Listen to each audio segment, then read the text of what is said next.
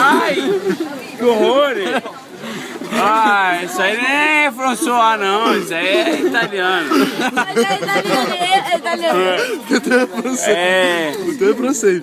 Ma conoscono già del retorno più.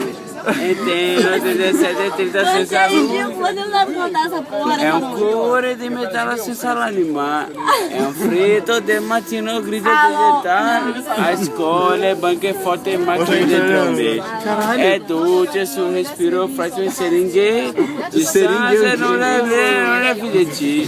Ma il cuore batte forte dentro me. Chissà se tu riescerai. Gente, ele vai começar a falar muito alto. Per non soffrire. Deixa ele falar, Vamos dominar a porra desse metrô. Vamos ver se alguém dá um trocado pra gente. Nem fudendo, a gente, porra, nem fudendo. Por meri di tentate studiare è inutile, si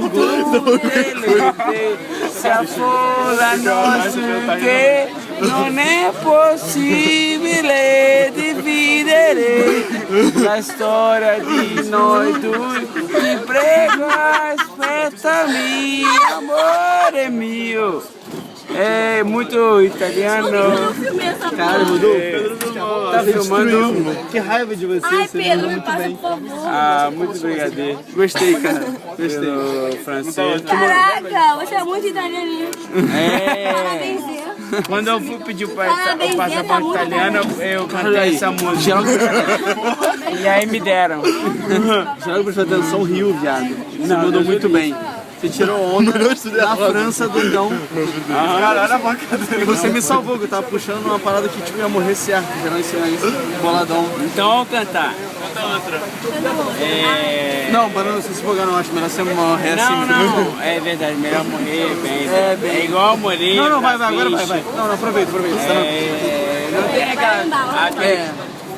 Só canta mais baixo, vamos começar.